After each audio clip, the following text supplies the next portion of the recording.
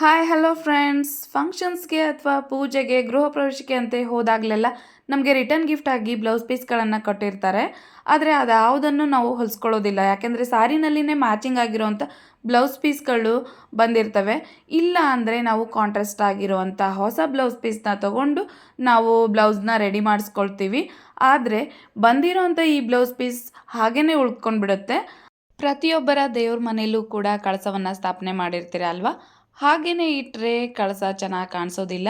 ಹಾಗಾಗಿ ಇದು ತುಂಬಾ ಚೆನ್ನಾಗಿ ಕಾಣಿಸ್ಬೇಕು ಅನ್ನೋ ಹಾಗಿದ್ರೆ ಈ ಒಂದು ಕಳಸಕ್ಕೇನೆ ಡ್ರೆಸ್ನ ರೆಡಿ ಮಾಡಿಸಿದ್ರೆ ಹೇಗಿರುತ್ತೆ ಅಂತ ಹೇಳಿ ಯೋಚನೆ ಮಾಡಿ ನಮ್ಮ ಮಮ್ಮಿಗೆ ಹೇಳಿ ಈ ರೀತಿ ಡ್ರೆಸ್ನ ನಾನು ರೆಡಿ ಮಾಡಿಸಿದ್ದೀನಿ.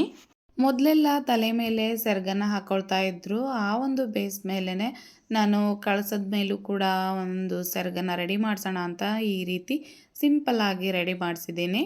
ಲೇಸ್ ಹಾಕಿದರೆ ಇನ್ನೂ ಚೆನ್ನಾಗಿ ಕಾಣಿಸುತ್ತೆ. ಸಣ್ಣ ನೆರಿಗೆಗಳನ್ನು ಮಾಡಿಸಿ ಆಗ ತುಂಬಾ ಚೆನ್ನಾಗಿರುತ್ತೆ. ನೋಡಿ, ಈ ರೀತಿ ಡ್ರೆಸ್ ರೆಡಿ ಆಗಿದೆ. ಡ್ರೆಸ್ಗೂ ಕೂಡ ಲೇಸ್ನ ಸ್ಟಿಚ್ ಮಾಡಿಸ್ತಾ ಇದ್ದೀನಿ. ಆಗ ಡ್ರೆಸ್ ಅಂತೂ ಇನ್ನೂ ಸೂಪರಾಗಿ ಕಾಣಿಸುತ್ತೆ ಅಲ್ವಾ? ಇದೇ ರೀತಿನಲ್ಲಿನೇ ಉಳಿದಿರೋ ಬ್ಲೌಸ್ ಪೀಸಲ್ಲಿ ಕೂಡ ಡ್ರೆಸ್ನ ರೆಡಿ ಮಾಡಿಸಿದ್ದೀನಿ.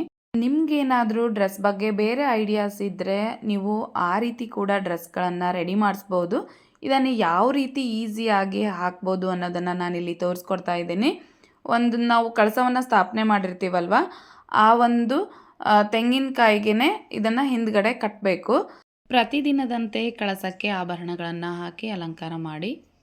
ಫ್ರೆಂಡ್ ಒಬ್ಬರು ನನ್ನ ವಿಡಿಯೋಗಳನ್ನು ನೋಡಿ ಈ ದೇವ್ರಿಗೆ ಹಾಕಿರೋವಂಥ ಡ್ರೆಸ್ನ ಎಲ್ಲಿ ತೊಗೊಂಡು ಬಂದಿದ್ದೀರಾ ಅಂತ ಕೇಳಿದ್ದಕ್ಕೇ ಈ ಒಂದು ವಿಡಿಯೋನ ಮಾಡಿದ್ದೀನಿ.